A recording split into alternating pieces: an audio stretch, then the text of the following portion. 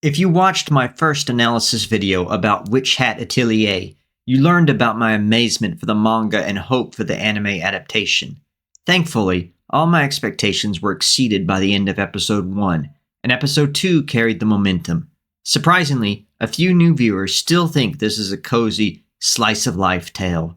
I'm sure there will be no end to excellent analysis videos on Witch Hat, but I must talk about the masterclass of its storytelling. In a world full of flippant plots and characters, Witch Hat deliberately strikes with impact.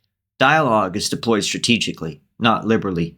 Even Yuka Kitamura, the amazing composer, sparsely uses her soundtrack for maximum gravitas. When I started reading the 14 published volumes of the Witch Hat manga, my biggest concern was that Kamone Shirahama would pull her punches with Koko's tragedy. How many stories start with something dramatic and terrible to hook the audience, only to lazily shift to happier, carefree entertainment? In most fantasies, this is the most fantastical fact. Shirahama could have had Koko irrationally move on from her mother's demise, giving us a cozy slice-of-life work about experiencing the wondrous fun of magic. Instead, the author presented a story of a young girl filled with regret, hovering between hope and despair. Koko doesn't experience trauma once, she lives it again and again. It's truly haunting. Witch Hat visually captures the tension between hope and despair through magic. Koko is filled with euphoria when she first draws a spell. In the next scene, she reels in horror at the realization that her greatest magical sketching has cost her everything. The first 20 minutes construct Koko's little world bit by bit, only to tear it all down in an instant.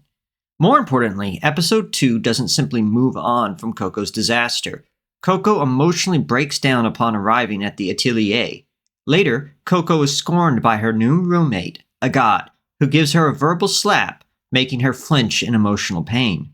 Koko takes her festering wound to bed with her, cocooning her whole body in a bedsheet. I'll be eagerly awaiting and watching Koko's exit from her metaphorical cocoon.